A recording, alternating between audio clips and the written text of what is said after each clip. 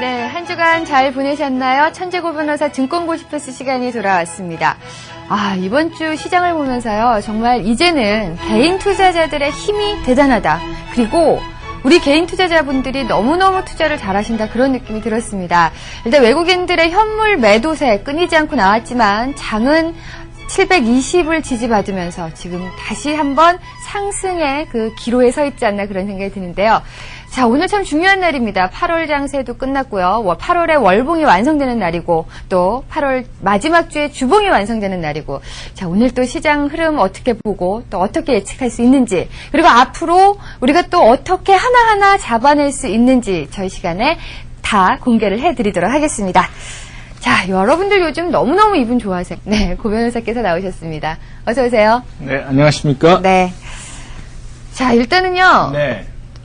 놀랍다는 말씀부터 드리겠습니다. 저희 한경화호TV 금요일 오전 방송에 나오셔서 네. 상당히 강하다. 거기다 이제 종목도 몇 개 대형주를 말씀해 주셨는데 네. 그 종목도 너무나 강하게 마감을 했거든요. 예. 정말 대단하신 것 같아요. 역시 그 생방송으로 하는 게 좀 묘미가 있는 것 같아요. 네. 녹화할 때보다도. 예. 지난주 오전에 방송하고 이제 오후에 지난주에 그 생방송 2번 했었잖아요. 그렇죠. 강의도 할 때. 예. 그때 금요일이 꼭지다는 말을 제가 단정적으로 했었죠. 네. 그때 역시 정확하게 꼭지였죠. 네, 맞아요. 예, 그리고 어제 제가 저녁에 제 사이트에다가 글을 올렸습니다. 네. 이제는 위로 좀 매수를 하자. 그래서 어제 이제 저점이 확인됐다는 식으로 제가 이제 글을 올렸고, 네. 저도 이제 어제부터 위로 지금 베팅을 하고 있습니다. 네. 근데 역시 장은 그 예측대로 간다 하는 생각이 드는 거죠. 네. 여기서 일단 네. 제가 여러분께 꼭 알려드리고 싶은 게 있습니다. 이 고 변호사께서 방송을 하시면서 사이트 얘기를 하시니까 사이트 주소가 뭐냐, 정말 저희 게시판에 도배가 되고 있습니다. 정확하게 알려드리겠습니다. www.gaidle 개미들.com입니다. 네, 지금 아래 자막으로 나가고 있죠? 이 주소를 잘 기억해 두셨다가 또 어떤 시황을 올리실까 궁금하신 분들은 들어가서 한번 보시면은 투자하시는데 좀 도움이 되실 것 같습니다. 정말 이 게시판에 네. 사이트에 대한 문의가 너무 많거든요. 또 어제 제가 잠깐 들어가 봤는데 네. 밤에 시황을 쓰셨어요. 네네. 네, 오늘의 상승을 예측을 하셨는데 예. 요즘 참 신나시겠어요? 사실 어떤 분석가가 제일 어려운 게 뭐냐면, 네. 고점 그 상승 분위기에서 하락을 말한다는 게 제일 어렵고요. 그렇죠. 그 다음에 조정을 4월간 받았는데 위로 간다는 말을 하는 게 굉장히 어렵습니다. 네. 올라갈 때는 올라간다는 말 하기는 누구나 쉬워요. 예. 내려갈 때는 내려갈 거라는 이야기 하기 쉬운데, 저 같은 경우는 이제 올라갈 때 지난주 금요일 날 꺾인다는 이야기를 드렸고, 내려갈 때 이제 어제 올라간다는 이야기를 드렸거든요. 네. 그러면 제가 무슨 신이 내려서 그러느냐 그런 게 아니고요. 예. 문자 그대로 제가 1권, 2권, 그리고 아마 3권에서 약간 이제 설명이 부충이 됩니다만은 나름대로 파도 가지고 분석을 하니까 그게 가능하다는 거죠. 그러니까 어떻게 보면 참 전문가들이 맞히기 어려운 그 변곡점을 예. 정확하게 짚어주신다고도 볼 수 있잖아요. 예, 그렇습니다. 어저께 제가 글을 올렸는데 네. 어떻게 그게 가능한 건지 예. 한번 제가 같이 한번 짚어드리겠습니다. 네. 그걸 보시면 앞으로 이제 혼자 판단하시더라도 예측이 가능하시잖아요. 네. 제가 종합주가지수 일봉 차트를 한번 보여드리고 싶거든요. 네. 지금 보시는 게 종합주가 일봉 차트고요. 이게 빨간 선이 21선, 핑크 선이 제가 좋아하는 11선, 네. 그리고 까만 게 지금 5일선입니다. 네. 최근에 이제 진주 목요일 금요일부터 지금 장이 좀 빠졌죠. 네. 쭉 빠졌습니다. 근데 그저께 이제 21선에서 양봉이 나왔죠. 예. 이 양봉은 뭐 당연한 거였습니다. 왜 그러냐면 21선 가까이 갔기 때문에 이제 매수세가 들어오거든요. 네. 그래서 이제 그동안 올라간 걸 보면 자, 양봉 2개다 음봉 2개 나오고 양봉 하나 나오고 음봉이 하나 큰 게 나왔죠. 네. 그러니까 이제 이게 나왔기 때문에 사실은 좀 비중은 아래쪽으로 쏠렸죠. 예. 근데 이제 양봉이 하나 나왔어요. 그러니까 이것은 양봉 다음에 음봉이 나올 수도 있고 또 양봉이 나올 수도 있죠. 네. 그래서 이제 어제 양봉이 이렇게 나왔는데 굉장히 그 상승폭이 미미했습니다. 0.89 정도밖에 종합이 안 올랐거든요. 예. 근데 이제 일봉을 보시게 되면 딱 두 가지가 포인트입니다. 한 가지는 아래 거래량을 보십시오. 거래가 엄청나게 증가를 했죠. 네, 전일 거래량에 비해서 그렇습니다. 상당히 많이 늘었네요. 예, 그러니까 거래가 그 전날은 줄고 늘면서 양봉이 나왔다 하는 이야기는 네. 이건 그 매물이 이제 완전히 다 잡아줬다는 이야기죠. 네. 그래서 외국인들은 계속 팔아댔지만 이 저점에 개미 매수세가 엄청났다는 이야기입니다. 네. 그렇기 때문에 이제 외국인들도 오늘 좀 마음을 바꾼 것 같죠. 예. 그래서 이 거래량 포인트가 굉장히 중요한 포인트다 이거거든요. 네. 그래서 꼭지에서도 대량 거래가 터지는 것처럼 바닥에서 올라갈 때 이 거래가 나와야지만이 이 발동이 걸리는 거거든요. 네. 그다음 또 한 가지 포인트는 일봉을 보시면 약한 그 지수 움직임은 21선 닿았다 올라갑니다. 네. 21선을 닿게 되면 누구나 매수를 하고 싶어 하죠. 예, 그렇죠. 근데 이제 닿지 않고 떴다는 이야기는 무슨 이야기냐면은 상승으로 사람들이 많이 생각하기 때문에 마음이 급해가지고 21선 오기 전에 이미 사기 시작한다는 이야기예요. 네. 그래서 기다리질 못하는 거군요.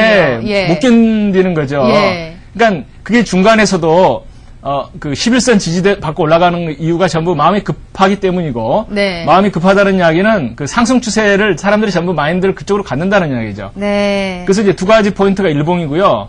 그 다음에 30분봉을 보시면, 네. 역시 그 제가 맨날 말씀드린 그 신호가 또 나타났죠. 저도 저걸 봤습니다. 30분봉은 약간 밀집해서 보여드려야지 그 맛이 나죠. 네. 역시 이제 색깔은 똑같습니다. 제가 좋아하는 그 스토캐스틱 166, 이게 그 유명한 30분봉의 기준 스토캐스틱이죠. 그렇죠. 여기서 보시면, 자, 원바닥, 투바닥인데, 네. 눈으로 보면 뭐 비슷하고 약간 낮아진 것처럼도 보이죠. 네. 그렇지만, 어제 오후에 보면 올라갔습니다. 네. 그리고 533도 보면 확실한 쌍바닥을 줬죠. 네. 그래서 어제 오후가 매수 타이밍이었죠. 네. 스토캐스틱이 1, 2, 3 바닥이기 때문에 오늘은 반등할 거다. 그리고 아까 일봉 말씀드린 것과 결부시켜 보면은 예. 어제 오후에는 매수를 했어야 되는 거고요. 예. 그래서 제가 이제 글을 올린 겁니다. 그래서 아침에 이제 눌렸잖아요. 네. 눌린 것은 굉장히 건강한 거죠. 네. 그래서 오히려 그 분할 매수하실 분들은 아침에 조금 더 사시면 됐고요. 그리고 오늘 오후장에 아마 많은 분들이 그 중간에 지지부진한 구간이 있었거든요. 네. 이때 이제 또 밑으로 혹시 빠지지 않을까 걱정을 하셨을 거예요. 네. 그러니까 실제로 보면 자 이게 지난번에 그 매물이 있던 자리가 730포인트입니다. 네. 이게 730포인트. 그래서 이제 이걸 어떻게 돌파하느냐가 그 앞으로 며칠간의 향방을 결정을 하는 거거든요. 네. 근데 어때요? 730포인트 부근에서 엄청난 그 장대 양봉으로 때리고 뚫어버렸죠. 그렇죠. 예. 그리고 735, 이 매물대도 지금 뚫고 이제 머리를 들었죠. 네. 그렇기 때문에 그 이게 하루 이틀에 끝날 상승세는 아니다 이렇게 생각하시면 되겠고요. 예. 그 다음에 이제 이걸 밀집에서 한번 보십시오. 밀집에서 한번 보시면은 밀집에서 이렇게 보시면 이게 그 최근에 긴 파동들이 보이죠. 네. 그러면 당연히 이 매물대, 이 꼭지가 지난번에 그 하락 돌파하게 발생한 걸 못 이기고 760 밑에서 꺾인 포인트거든요. 그렇죠. 이게 750 남짓에서 760 한 5 사이. 네. 이게 다음 주에 어떻게 때리느냐가 그 다음에 이제 한 달간의 그걸 결정을 하죠. 아, 다음 주에 750에서 760을 어떻게 돌파하느냐. 예, 그렇습니다. 예. 거기까지는 뭐 750까지는 뭐 큰 무리가 없어 보이고요. 네. 뭐 월요일 아침이더라도 다시 또 상승을 할 겁니다. 네. 그래서 750, 760 부근에서 그 일봉에서 어떤 모습을 나타내느냐. 네. 그러니까 여기죠. 네. 그러니까 결국 그것은 무슨 이야기냐면은 일봉 파동이 고점이 여기기 때문에 자 저점에서 외바닥에서 올라가서 고점이 생기고 네. 저점이 높아졌죠. 봉파동이. 네. 그리고 이 고점을 벗기게 되면 저점 고점이 상승하는 형태가 됩니다.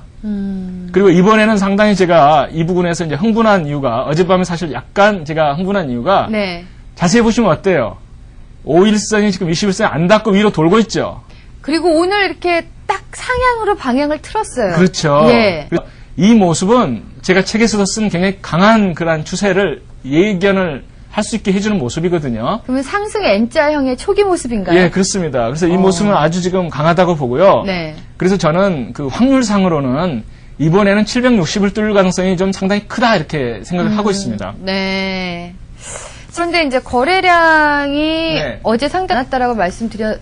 해주셨잖아요. 근데 거래량 부분에서 조금은 전문가나 투자자분들이 좀 의아해하는 중에 하나가 하이닉스 거래량이거든요. 예, 어제 또 하이닉스가 좀 장중에 좀 화제가 되기 때문에 그쪽으로 또 거래량이 몰려가서 그런 게 아니냐 이런 얘기도 있는데. 제가 지난 얼마 전 시간에 말씀드린 것처럼 하이닉스 거래량도 실체는 실체다. 그것도 거래량입니다. 네. 하이닉스 거래량도 분명히 거래량이기 때문에 저 같으면 차트를 볼 때 하이닉스 거래량을 포함시켜서 봅니다. 아, 그러세요? 그러니까 지난번에 그 반등하기 전에도 하이닉스 때문에 거래가 엄청 쌓였었잖아요. 그렇죠. 그 모습을 보면서 어떤 중기적인 관점에서 중기적 바닥에 가면 역시 중기적 그 바닥이라고 하는 것은 그 뭉텅이 거래가 또 나와야 되겠죠. 그래서 하이닉스 거래가 그 모양을 만들어준 거거든요. 그래서 660에서 반등할 것이라는 게 상당히 제가 확실하게는 제 시황은 안 썼죠. 왜냐하면 약간 조심스럽게 쓰지만 속으로는 제가 이번 바닥은 중기적인 바닥이다 해서 확신을 가졌던 거죠. 자, 그리고 또 앞서서도 시작할 때 말씀드렸듯이 오늘이 참 중요해요. 고 변호사께서 7월달, 8월 시작할 때 말씀하실 때 7월달까지는 음봉이 나와도 8월달에 양봉이 나오고 그 후에 점차적으로 음봉보다 양봉 개수가 많아지면 상승이 가능하다 이렇게 말씀해 주셨는데 그렇습니다. 오늘 그 양봉이 나왔거든요. 드디어 양봉이 몇 달 만이에요. 예견이 됐죠. 제가 아마 7월 말에 8월 양봉이라는 이야기를 한번 했을 겁니다. 네, 지금 기억하고 있어요. 그래서 오늘 또 주의 깊게 봤잖아요. 사실은 이제 9월이 저는 굉장히 변곡점이라고 생각을 합니다. 그것은 이 월봉 차트를 보시면 금방 알 수가 있습니다. 9월이 우리 종합주가 지수가 1000을 돌파하느냐, 아니면은 연말까지 지지부진하느냐가 정해지는 게 거의 9월에서 한 3분의 1 이상은 정해진다고 보거든요. 굉장히 두근거리네요. 종합주가 지수 월봉 차트를 한번 보시죠. 이게 이제 월봉 차트인데요. 지난번에 하락할 때는 이 12평선에서 반등하려다가 정확하게 5위평선 내려왔죠. 그렇죠. 그다음 22평선 닫고 지금 정확히 또 올라가는데요. 지금 오늘 때리고 지금 물러난 이 자리가 뭐냐면 5위평선과 12평선이 만나는 지점이에요. 그래서 이게 9월 달에 상승을 하게 되면 이게 5위평과 12평이 이제 정배로 풀리죠. 그렇죠. 만났으니까. 그렇습니다. 풀리는, 그러니까 상승으로. 5가 다시 위로 돌아야 되니까. 그렇지 않으면 역배열이 나는 거잖아요. 그래서 9월 달에 양봉이냐 음봉이냐가 굉장히 중요하고요. 만약에 9월 달에 잘 버텨주게 되면 월봉의 5위평선이 위로 도는 겁니다. 이건 참 대한민국의 아마 역사적인 사건이 될 수도 있죠. 말씀만 들어도 가슴이 그렇죠. 그래서 9월 달은 사실은 굉장히 예측하기 어려운 달이고 9월 달이 앞으로 연말까지 장세를 크게 좌우할 가능성이 있다 해서 좀 관심 깊게 보셔야 될 것 같습니다. 일단은 9월 달에 월봉상 5위평과 11평을 좀 뚫고 양봉으로 좀 전환이 돼서 5위평이 도는지를 좀 봐야겠네요. 자, 이렇게 해서 저희가 이제 오늘까지 쭉 시장에 대해서 전망을 해봤는데 사실은 용기가 없는 게 가장 투자하는데 어려움이 아닌가 그런 생각이 들어요. 요즘 보면 공부하신 대로 제가 이제 저희한테 이제 알려주신 대로 차트를 보면 이때 상승이 가능할 것 같다 싶지만 용기가 없어서 실천을 못 하시는 분들이 많으시거든요. 그렇습니다. 제가 맨날 안타깝게 지난번에도 말씀드렸잖아요. 제 사이트에 분명히 알려드리는데 사실 시황 올린다는 게 쉽지가 않습니다. 왜 그러냐면 제 개인적으로는 득이 하나도 안 돼요. 그러시죠. 틀리면 욕을 먹고 맞춰가지고 고맙다는 인사는 상대적으로 적죠. 그러니까 잘하시면 이제 자기가 잘하시는 거고 못하시면 고 변호사가 망쳤다 이렇게 생각하시는 텐데 그래서 득이 안 됩니다. 그래서 제가 시황을 올릴 때도 나름대로 굉장히 신중해요. 그래서 실제로 제가 이제 매매하는 방향은 시황에 나와 있지만 100% 단정적으로 말씀 안 드리고 정말 제가 좋아하는 거 80% 그렇게만 말씀을 드리거든요. 근데 와우TV 사이트에 들어오셔도 보실 수가 있잖아요. 그렇습니다. 그러니까 같이 여러분들 이렇게 보시면서 참고를 하시면 도움이 되실 것 같습니다. 자, 이제 저희가 공부를 또 시작을 해야겠죠. 오늘은 285쪽 매도법으로 한번 가보겠습니다. 매도법이요. 매도법도 중요하죠. 그렇죠. 사실 제가 옛날에 개미 시절에 매도법은 기가 막히게 알았었어요. 네. 왜냐하면 장이 무너지면 다 무너지니까 예. 종합주가지수가 폭락하게 되면 그냥 네. 던지면은 그게 꼭지더라고요. 예. 네, 그래서 이제 매도법은 참 쉬웠는데 네. 가장 중요한 원칙, 제 책에 일관된 주제입니다. 그게 뭐냐면 감정을 버리고 차트에 따라라. 감 빼는데 3년 걸리기 때문에 아마 책을 서너 번 읽으신 분도 많으신데 감정 빼는데요. 감이요. 예, 감으로 예. 판단하는 그걸 빼는 거예요. 예. 감으로 어디 갈 것 같다, 내려갈 것 같다가 이게 사람을 죽이거든요. 맞아요. 예. 그래서 감정을 버리고 차트에 매도 신호가 나타나면 따르시라 하는 거죠. 네. 여기 제가 좀 여러 가지를 썼습니다.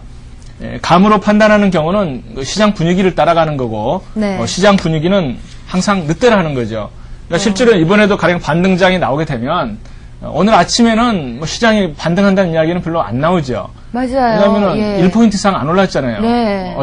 그저께 대비 어제가. 예. 그렇기 때문에 오늘 아침 같은 신문에는 안 나오죠. 근데 아마 다음 주 화요일 정도, 수요일 정도 되면 네. 장이 이제 본격적으로 다시 뜬다는 이야기가 나오게 되겠죠. 네. 그러면 꼭지에 가까웠다는 이야기를 또 생각을 하셔야지 됩니다. 예. 그래서 항상 감으로 판단하게 되면 안 된다는 거거든요. 네. 그래서 차트에 나타나는 그 객관적인 신호를 따라서 매매하는 게 매도의 기본 원칙입니다. 그러니까 항상 마음속에 그 무장을 하셔야 되는 거거든요. 네. 그러니까 저는 오히려 경제신문은 항상 그날 끝나고 집에 가서 봐요. 아침 신문을. 네. 그래서 중요한 기사만 보고 왜냐하면 그렇지 않으면은 그 잔기사에 현혹이 돼가지고 차트 네. 보는 눈이 흐려지더라고요. 예. 그래서 바쁠 때는 뭐 이렇게 열심히 신문을 아침부터 보지 마시고 예. 신문 보고 크게 돈 벌었다는 사람은 제가 아직 못 만났어요. 예. 저부터 옛날에 많이 깨졌습니다.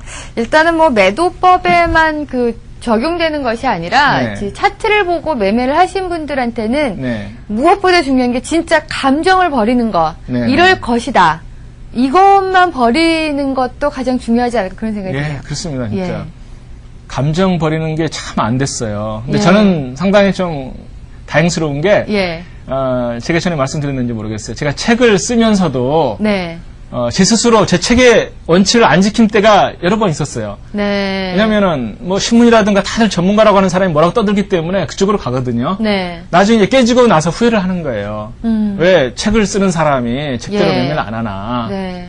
그래서 제가 이제 강의를 하면서 저로서는 완전 100% 무장이 돼가지고 네. 강의하는 도중에는 이제 완전히 마인드가 그 파동의 그 차트 마인드가 돼가지고 네. 그대로 실제로 매매를 합니다. 네. 그러니까 어제 오후 같은 때도 위다고 하는 이야기를 저는 분명히 할 수가 있는 거죠. 네. 뭐 신문 보면 아직 그런 이야기를 할 수가 없죠. 그렇죠.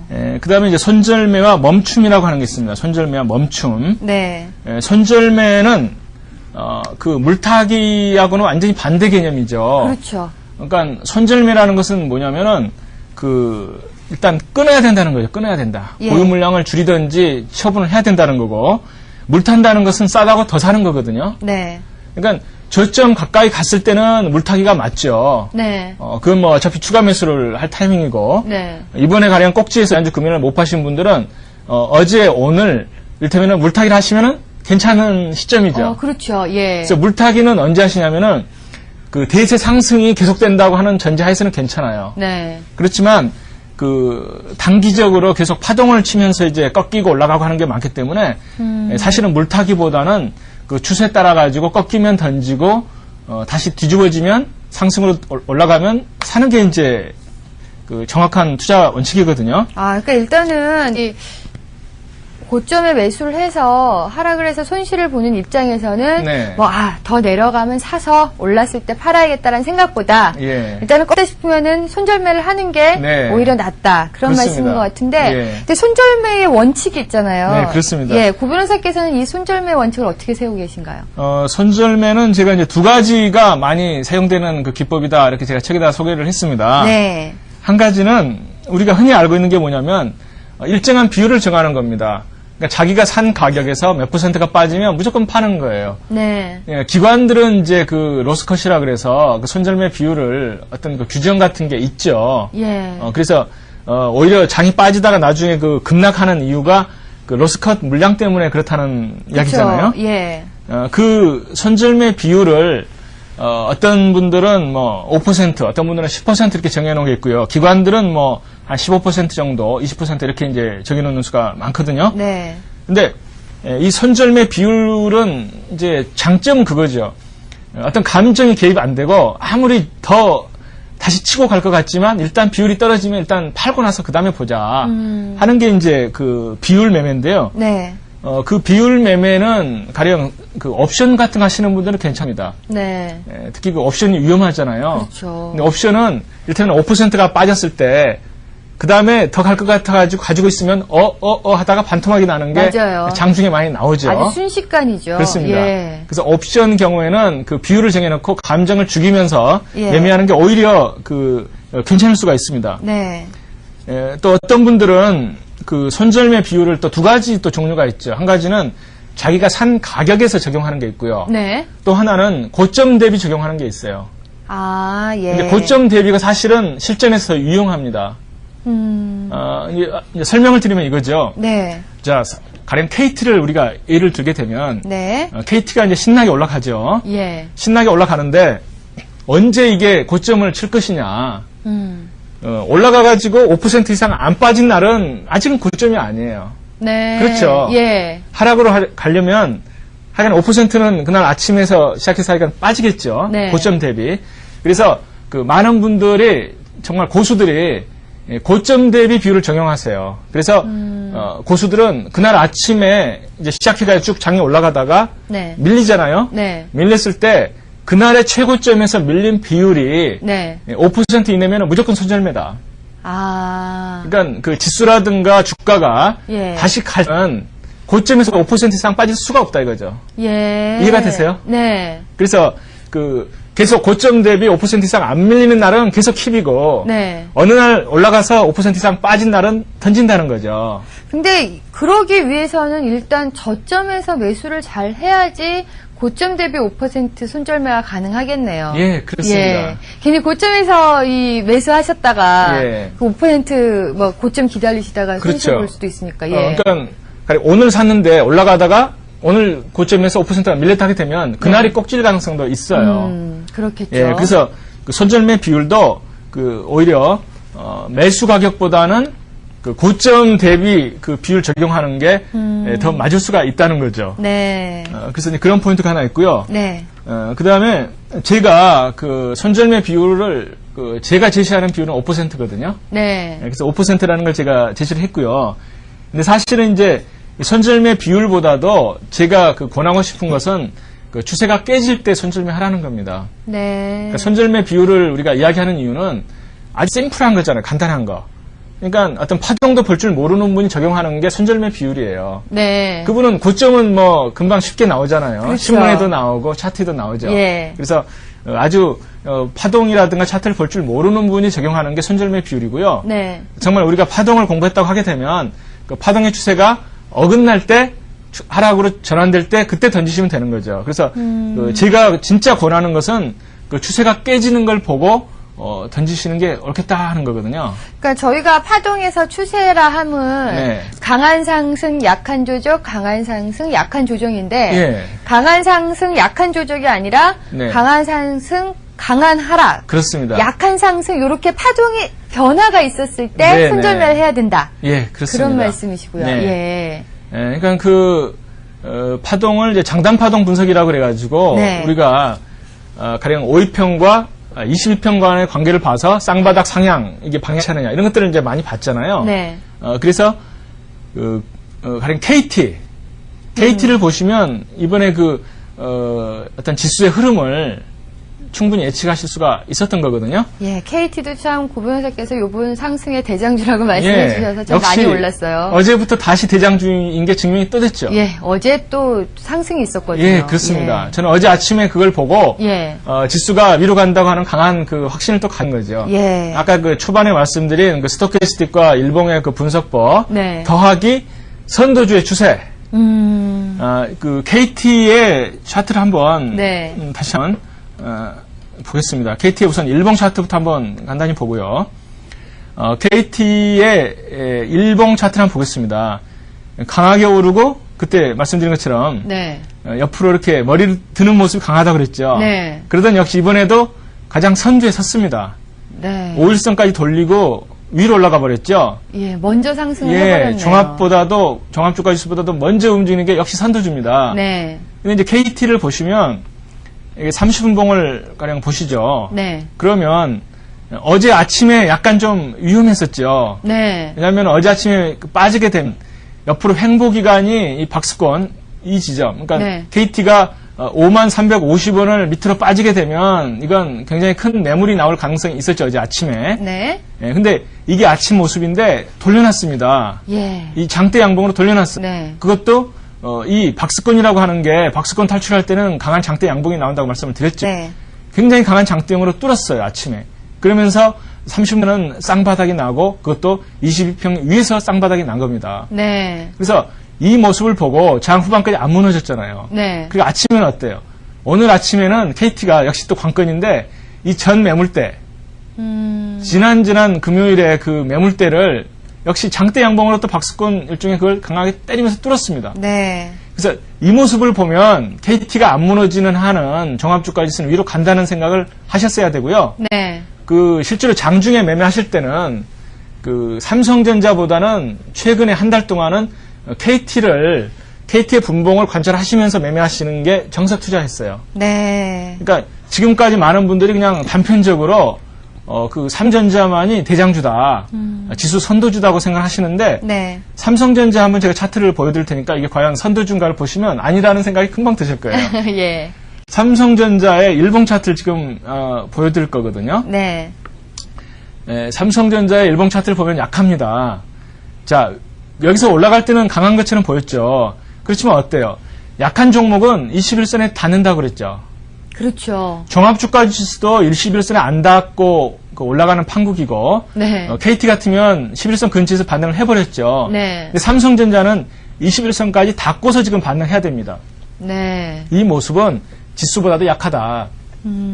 지수보다 약한 종목이 선두주가 될 수가 없는 거죠. 네. 그래서 지수 변화를 관찰하실 그 선도주는 네. 항상 지수보다도 가장 강하게 움직이는 종목을 골라서 이렇게 중에 관찰하시는 게 의미가 있고요. 네. 지수보다 더 약한 대형주를 가지고서 어떤 척도라고 생각하고 보고 계시면 그건 의미가 없는 거거든요. 예.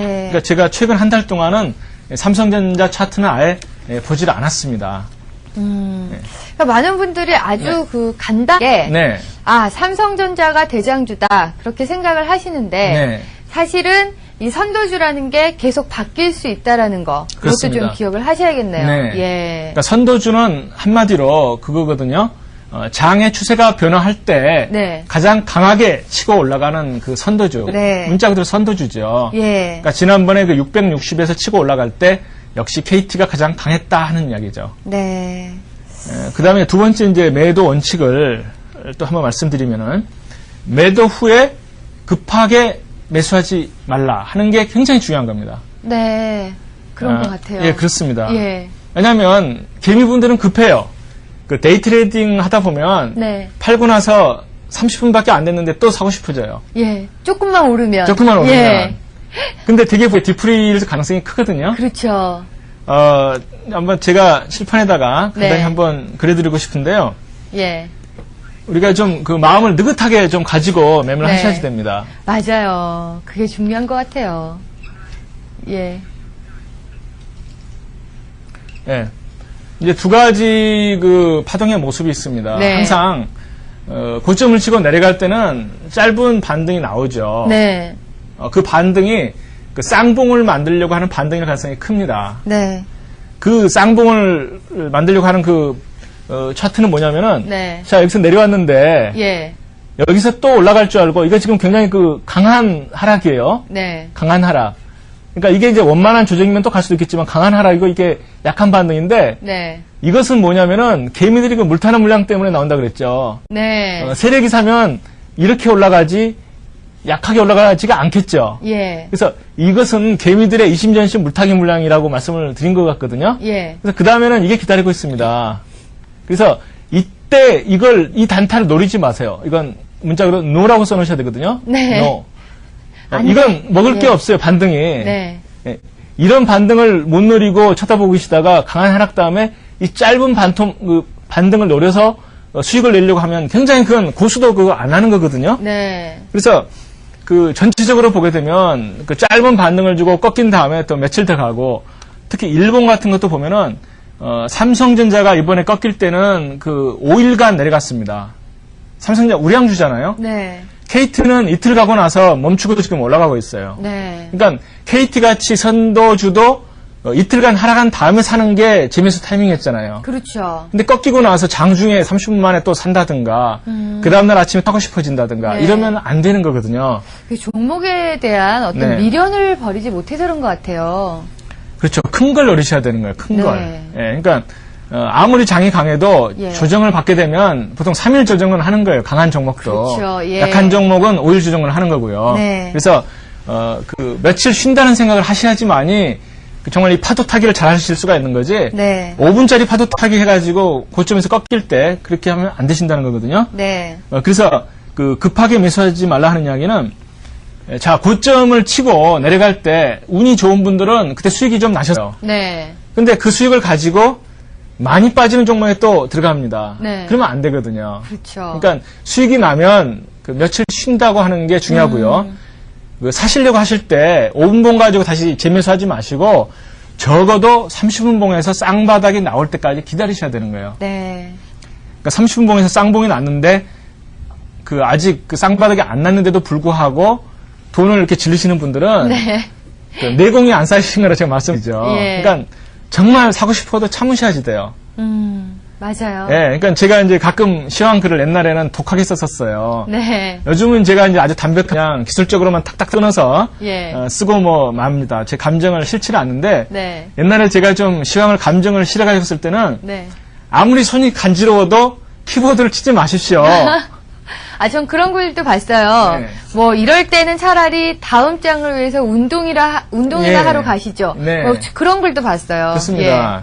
그냥 실제로 운동은 정말 열심히 하셔야 되는 게, 예. 그 컴퓨터 가지고 매매하시는 분들이 계속 앉아있다 보면은 등도 아프고 나중에 눈도 침침해져요. 네. 그러고 나서는 생각도 잘 안 돼요. 멍해가지고. 근데 운동을 하게 되면 그 체력도 보강하시고 또 장기적인 투자자가 되실 수가 있는 겁니다. 네. 그러니까 급하게 이렇게 매매하지 마시고 오늘 뭐 100% 먹겠다 이렇게 생각하지 마시고 예. 결국은 건강하게 원칙을 지켜서 투자하게 되면 이건 뭐 정년이 없는 게임이잖아요.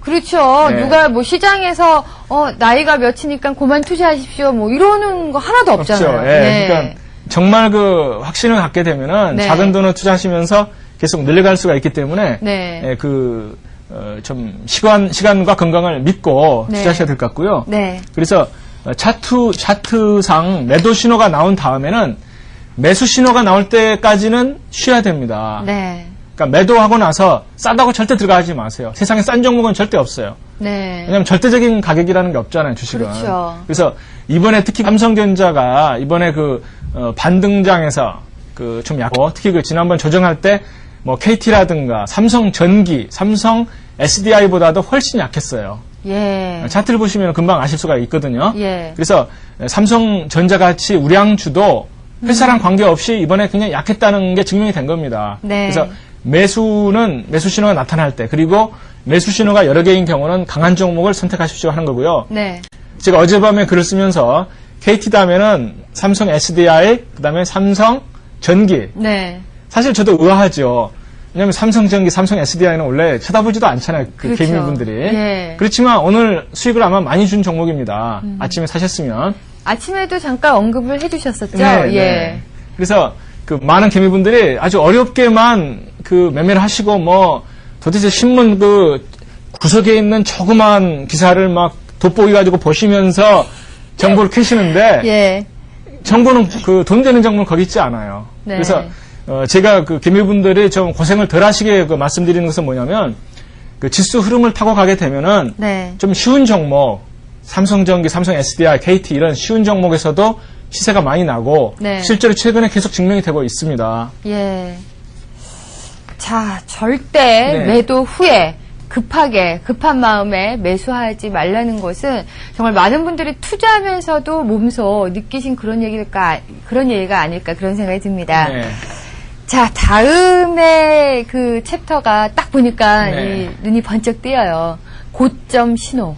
네, 고점 신호. 야, 고점 신호만 알면 정말 손실 보시는 분들 없지 않겠어요? 그렇습니다. 단기적인 고점 신호는 좀 쉽죠. 무너질 네. 때 던진다. 그렇죠. 네, 코스닥 보면 무너질 때 그냥 한가로 다 던지느라 바쁘죠. 예. 그래서 이제 단기적인 고점은 쉬운데 네. 제가 책에서 말하는 것은 대천정. 그러니까 대세 천정에서는 어떤 모습이 나타날까 우리가 한번 생각을 해볼 필요가 있어요. 네. 대세 천정에서는 최근에 그 대세 천정이 90년 말하고 이제 2000년도 초에 한번 왔었죠. 네. 그때 과연 어떤 모습이 나타날까?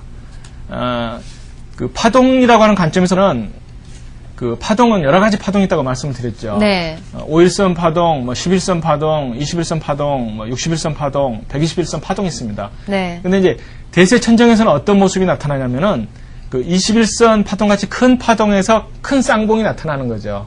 네. 또 이제 큰 쌍봉이 안 나타나고 더 나쁜 모습은 큰 쌍봉이 나타나고 옆으로 가면서 밀리다가 푹 꺼지는 거. 네. 그런 게 실제로 그 나타납니다. 제가 차트는 띄워드리지 않고요. 그 설명만 드리는데 한번 그걸 최근에 그 2000년도 초 예. 그리고 그 IMF 전 이런 차트 모습을 한번 직접 확인해 보십시오. 자, 일단은 그렇게 말씀을 하시니까 네. 저희가 예전에 이제 파동에서 배웠던 네. 기억이 나네요. 네. 그러니까 하락했을 때 쌍봉 모양으로 네. 이제 하락을 하던가 아니면 더 나쁜 게 하락 N자형. 네. 그러니까 그런 모습이 좀 장기 파도 이동평균선, 네, 21선이나 뭐 이런 곳에서 날 때 네. 이제 대세 천정이다라고 볼 수가 있는 거고요. 네네. 예. 제가 이제 그 아까 칠판에 그려드린 그 두 가지 패턴 모습이 있었죠. 예. 아마 잡혀주실지는 잘 모르겠어요. 네. 그러니까 이 쌍봉, 네. 쌍봉 패턴과 예. 무너지는 이런 패턴이 있거든요. 네. 그러면은 그 쌍봉 패턴, 예. 쌍봉 패턴, 무너지는 패턴 이게 기계적으로 무조건 보시는 분들은 이게 꼭 5일선에서만 이렇고 뭐 5일선이 이거면은 무너진다 이렇게만 생각하시는 그게 아니거든요. 네. 30분봉에서 똑같은 패턴이 나타나고요. 네. 그 다음에 5분봉에서 역시 마찬가지입니다. 그렇죠. 제가 지난 금요일날 KT금을 정확하게 맞춘 이유는 KT의 5분봉에서 이런 모습이 나타나기 때문에 이건 좀 맛이 같다는 이야기죠. 네. 그래서 그 중요한 포인트는 파동이라고 하는 것은 원리가 똑같기 때문에 그 작은 파동에서는 그 작은 모습이 나타나고 큰 파동에서는 큰 모습이 나타난다. 네. 그래서 그 대세 꼭지에 가게 되면 21선과 같이 큰 파동에서 쌍봉이라든가 조금 전에 보여드린 그런 그 무너지는 신호가 나타난다는 거거든요. 네. 그다음에 이제 단기적 고점은 사실 그 파동 모습을 줄여서 이제 말씀드리면 되는 거거든요. 네. 단기 고점도 뭐 중기적인 매도 신호, 뭐 단기적인 매도 신호 여러 개가 있죠. 네. 중기 매도 신호는 뭐냐면은 그 11선이 그 하락 전환되는 거거든요. 그러니까 최소한도 우리가 5일선은 이제 단기 파동이라고 그러죠. 네. 근데 이제 11선이 하락 전환되게 되면은 이 파동은 그 안 좋구나 하는 생각을 하셔야 되는 거거든요. 우리가 이제 21선 파동 보게 되면 너무 느리다는 거거든요. 네. 제가 이제 종합주가지수 일봉 차트를 우선 잠깐 보여드리게 되면은 자, 종합주가지수 이게 일봉 차트입니다. 21선은 계속 하향하고 있었기 때문에 이게 여기서 보면 크게 하락하는 모습 같이 안 보이죠. 이게 빨간 21선이. 그렇지만 11선을 보시면 어떻습니까? 11선이 여기서는 자, 여기를 한번 쌍봉, 그 다음에 여기서는 무너지는 N자가 나오고 반등하지만 다시 한번 무너지죠. 이거보다도 이게 봉이 낮습니다. 그래서 이 12평선도 무너지는 이 시점이 결국은 그 다음에 한 달간의 하락 신호를 준다는 거거든요. 그래서 그 11선이 파동, 뭐, 이런 것들 굉장히 조심하게 보셔야 되죠. 5일선 파동만 보셔도 되지만 11선까지 무너졌기 때문에 한 달간 그 파동이 가는 거거든요. 그래서 어떤 파동 관점에서 보게 되면 어떤 파동 크기만 다를 뿐이지 모든 파동이 똑같은 원리다 이런 게 생각하시면 되는 거고요. 그 다음에 이제 개별 종목의 상투 예감. 개별 종목은 이제 상투가 급하게 나오죠. 급하게 나옵니다. 그 종합주가 지수가 상투를 치기 전에도 개별 종목들은 상투를 중간에 많이 치고요. 그리고 아마 이번 주도 그렇고 다음 주에도 그 차트 우량주들이 아마 활기를 칠 거로 생각이 됩니다. 그러니까 모든 종목이 치지는 않겠지만은 그 5일선이 쌍바닥 치는 종목들이 이번 주랑 다음 주에 지금 신나게 가고 있습니다. 여러분들이 아마 주말에 좀 시간이 있으시면 그 글 한번 찾아보세요. 다음 주에는 그 5일선 싹 장세라고 저는 그 말씀을 드릴 수가 있어요. 근데 며칠간 뭐 상한가를 주면서 급등하고 올라가다가 어느 날 갑자기 팡 치면서 이제 내려가죠. 근데 어떤 모습이 나타나겠느냐 하는 걸 한번 생각을 해보십시오. 네. 세력이 물량을 그 처분하는 게 이제 개별 종목의 그 꼭지인데요. 꼭지에서는 결국은 그 개미를 속이지 않으면 이 물량을 받아줄 수가 없죠. 이번에 그 델타 정보통신 사건에서도 보면은 그 세력들이 물량을 너무 많이 매집해가지고 한계에 도달하니까 자금도 떨어지고 시장이 그동안 조정이었잖아요, 며칠간. 그렇죠. 그렇기 때문에 개미들이 달려들지를 않았거든요. 네. 그래서 나온 게 이제 델타 그 터진 겁니다, 그게. 그래서 세력들의 고민은 뭐냐면 자기들이 돈 가지고 끌어올린 종목에 대해서는 그 어떤 팔아먹을 수 있어야 되겠죠. 그렇지 않고는 한가가 나오기 때문에 안 되거든요. 그래서 이제 그 개미를 속이는 유명한 그러한 것들이 그 어떤 호재 발표다 하는 이야기를 드렸죠. 네. 그래서 호재 발표가 나오게 되면 그 매도 시점이 임박했다 이렇게 생각을 하시고 5분봉에서 쌍봉이 나오거나 그 무너지는 N자가 나오면 그 던 준비를 하셔야 됩니다. 근데 좀 나쁘네요. 네. 자기네들이 돈 벌려고 이렇게 물량을 많이 모은 후에 네. 그 우리 정말 그 조금이라도 벌어보겠다고 주식시장에 나오신 네. 일반 투자자들을 대상으로 그렇게 이렇게 유혹을 해서 매도를 한다는 게 정말 생각해보면 너무 나쁜 것 같아요. 그렇죠. 주식은 역시 장사다. 네. 이게 이제 주식 장사다 하는 게 이제 세력 사전에는 역시 주식은 장사다. 그러니까 그 개미들만 싸게 사서 비싸게 팔려고 하는 게 아니고 모든 사람이 그렇거든요. 다만 세력은 정말 자기들이 사니까는 바닥을 탈출하는 거고 파니까는 꺾이는 것 뿐입니다. 그래서 이제 어떤 그 신문 검색을 하실 때 호재 보고 사지 않는 게 좋겠고요. 그 사가지고 차트 우량주 사잖아요. 네. 가령 5일선 쌍바닥이다. 뭐 30분봉도 트리플 바닥이다. 했을 네. 때는 사신 다음에 그 신문 검색을 계속 하세요. 그러다가 호재가 발표되는 날 일단 반은 던지고 네. 그리고 차트가 그 5분봉이나 이런 데서 무너질 때 또 10분봉 차트를 보시는 분들은 10분봉 차트에서 5위평이 쌍바닥 날 때 일단 나머지를 다 던지시면 정확한 고점에서 매도하실 수가 있죠. 무너지고 나서 다시 가는 수도 있습니다. 제가 이제 책 297쪽에서 네. 그 막판 불꽃이라고 해놨죠. 막판 예. 불꽃이 어떤 거냐면은 그 고점 저점이 높아지면은 문제가 없는데 저점이 높아진 다음에 굉장히 강한 상승이 나온다 하게 되면 그게 그 마지막 고점일 가능성이 크다 이렇게 말씀을 드렸죠. 그 저점이 낮아진 낮아진 다음에. 후 더 강한 상승. 네, 더 강한 상승. 예. 그러니까 그 상식적으로 그렇잖아요. 네. 저점이 낮아졌으면 하락으로 가야지 파동이 제대로 가는 건데 그렇죠. 저점을 돌파하는 그 높은 파동이 나온다. 어. 이건 굉장히 부자연스럽고 인위적인 겁니다. 네. 그래서 그게 나오게 되면 그 고점이 마지막일 고점인 가능성이 크고요. 그게 예. 이제 전문 용어로는 그 확대형 파동이죠. 네. 제가 이제 그 3에다가는 그런 걸 좀 자세하게 좀 설명을 해드려요. 네. 확대형 파동에 대해서. 예. 그러니까 확대형 파동은 무슨 이야기냐면은 파동이 이제 벌어지기 때문에 약하다. 그러니까 마지막에 특히 그 세 번째 벌어지는 그 확대형 꼭지에서는 대개 마지막 꼭지일 가능성이 커요.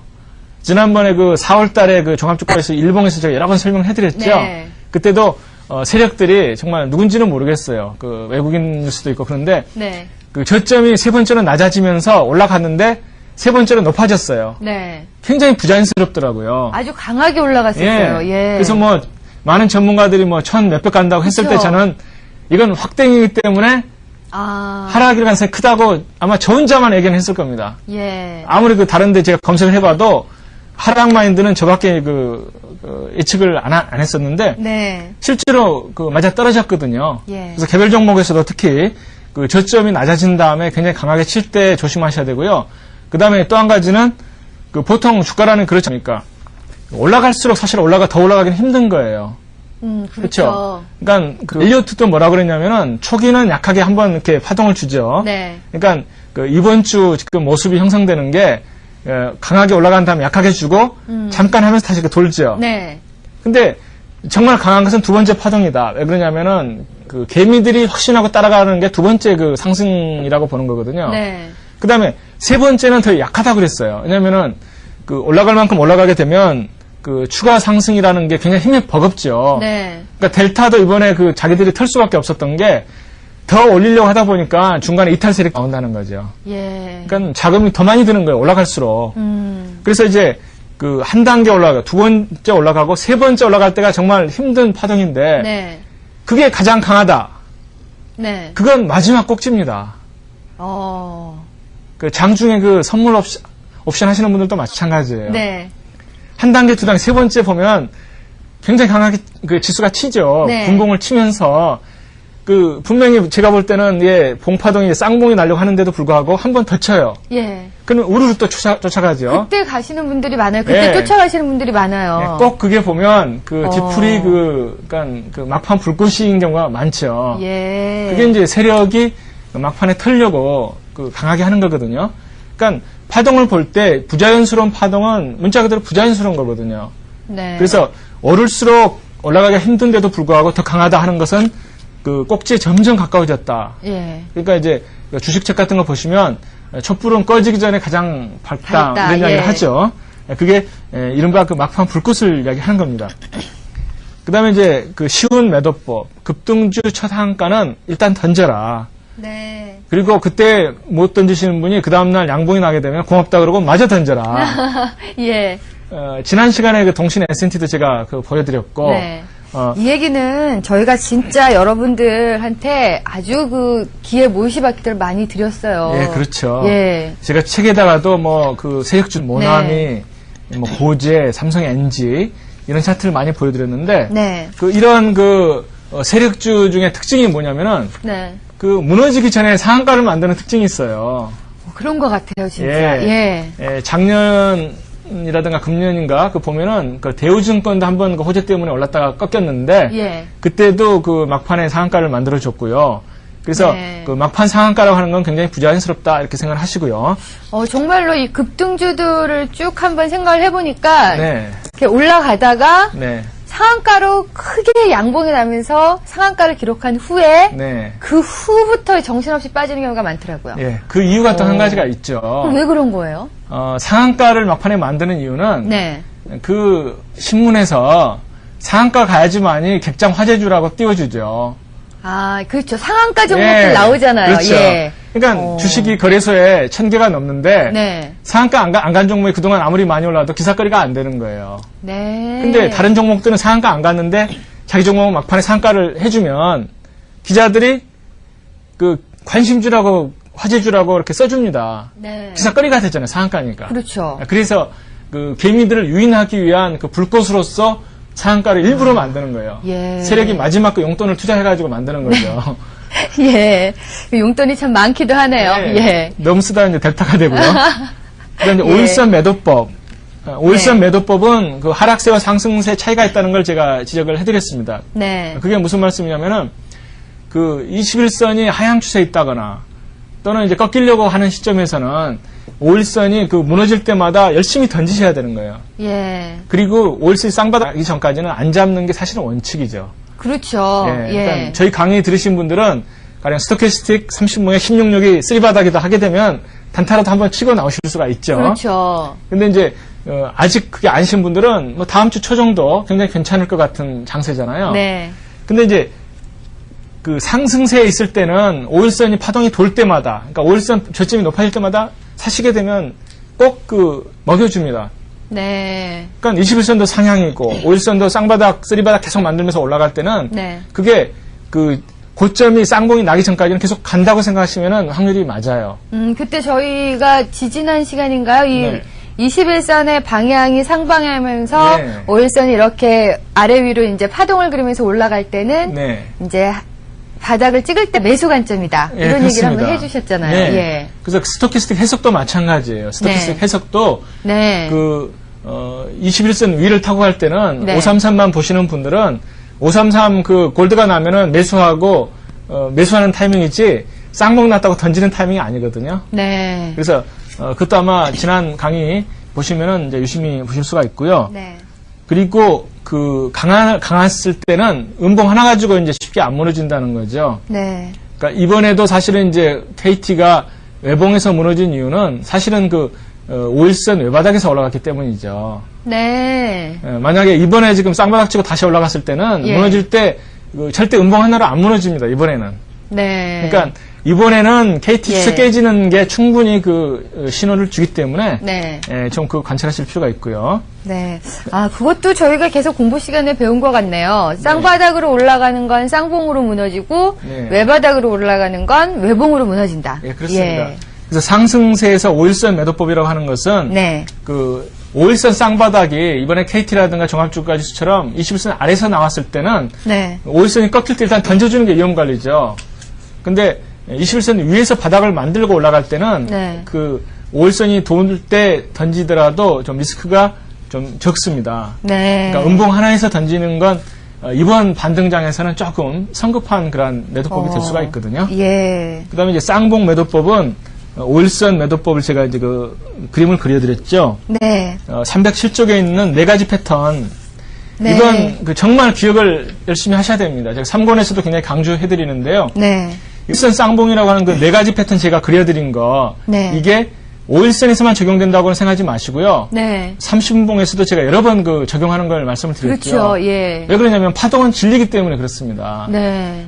제가 공부를 하다 보니까 파동의학이라는 게 있는데 파동의학도 다음 있어요? 시간에 제가 말씀을 드릴게요. 아, 예, 이 파동도 파동 진리예요. 얘기하시면서 뭐 예. 물리학도 나오고요. 예. 지금 의학도 나오고 예. 제가 또 월드컵도 파동으로 얘기를 해봤고 그런 거 보니까 진짜 모든 이 세상 만물이 다 파동으로 분석이 되는 게 아닌가 그런 생각이 예, 드네요. 그렇습니다. 저는 그래서 진리라는 확신을 하는데 네. 이번 주말에 심심하신 분들은 예. 그 인터넷 들어가셔가지고 파동의학이라고 하는 걸 한번 쳐보세요.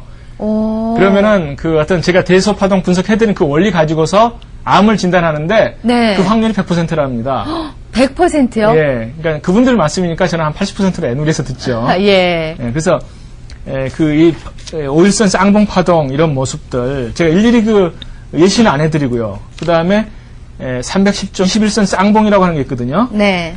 이것도 결국은 21선 쌍봉이라고 하는 패턴이 따로 있는 게 아니고요. 네. 아까 그 5일선 쌍봉 같이 그 네 가지 무너지는 패턴을 보여드렸잖아요. 네. 그 모습을 21선에서 무너질 때도 또 적용이 되고 다만 21선이기 때문에 큰 추세가 꺾인다는 것만 생각을 하시게 되면 됩니다. 예.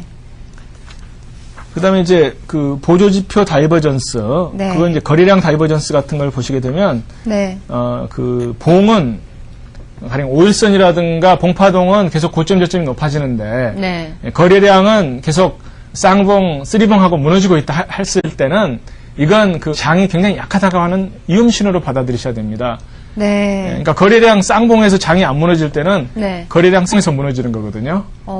그래서 예. 그 아마 제가 1권 초기에 여러 번 말씀을 드린 내용들이에요. 그래서 거래량은 오히려 주가보다 선행할 가능성이 많고요. 네. 이번에 그 어제 거래량 는 게 굉장히 그 바닥 신호였죠. 그런 것 같아요, 예, 진짜. 그래서 예. 거래량은 굉장히 의미가 있다 하는 것을 말씀을 드리겠습니다. 네. 그다음에 이제 스토캐스틱 다이버전스, 그러니까 무너질 때 던질 때 예. 스토캐스틱 특히 30봉에서 16이 3봉일 때, 세 번 네. 무너질 때, 그 고점인 경우가 참 많았죠. 네, 그렇죠. 이번에 정말 계속 그 적중을 했습니다, 제가. 지난 금요일날도 그 보여드린 기억이 나죠? 네. 지난 금요일날. 그 현장을 다시 한번 보여드려도 되는데요. 네. 한번 다시 한번 보시죠. 지난 금요일날 종합주가지 30분봉에서 이게 이제 그 쌍봉 최고점인데 네. 이때 보시면 스토캐스틱이 원봉, 투봉 이건 비슷했을지 몰라도 이 쓰리봉이 무너졌습니다. 네. 그게 이제 조정의 정확한 꼭지였고요. 네. 그다음 올라갈 때 어제도 이건 비슷했는데 쓰리 바닥으로 올라갔다. 네. 그래서 스토캐스틱의 쓰리봉, 쓰리 바닥은 굉장히 신뢰도가 크다 하는 걸 꼭 기억해 두셔야 합니다. 네, 스토캐스틱 다이버전스까지 저희가 이 매도법을 쭉 배워봤습니다. 뭐 뒤에 이격도, 투자 심리선, 뭐 쌍봉. 조금 더 어려운 얘기들이 네. 하나씩 나오고 있는데 이거는 다음 시간에 저희가 배워야겠네요. 네. 그렇게 하시죠. 예. 자, 오늘도 정말 오늘 아주 중요한 8월의 마지막 날 나오셔서 이 월봉도 한번 쭉 분석해보고 그러시면서 여러분들이 이런 생각을 하셨을 것 같아요. 진짜로 조금만 더 용기를 갖고 기술적 분석, 저희가 알려드린 그 분석법 조금만 공부를 하시면은, 고변호사처럼 될 수도 있겠구나 그런 희망을 가지실 것 같은데요. 자, 오늘도 참 바쁘신데 이렇게 나와주셔서 감사드립니다. 다음 시간에 뵙겠습니다. 감사합니다. 네, 정말 이 기술적 분석이라는 것, 그리고 어떤 주가를 예측하고 또 내가 예측한 방향에 확신을 갖는다는 것, 무엇보다 가장 큰 용기가 필요할 것 같습니다. 하락장에서 상승을 예상하고 상승장에서 하락을 예상한다는 게 참 어려운 일이지만 자기만의 어떤 투자 원칙과 투자 전략으로 좀 더 강하게 용기 있게 나간다면은 설사 그것이 잘못됐더라도 스스로 또 해결할 수 있지 않을까 그런 생각이 드네요. 자, 다음 시간에 더 알찬 내용 가지고 다시 찾아뵙겠습니다. 감사합니다.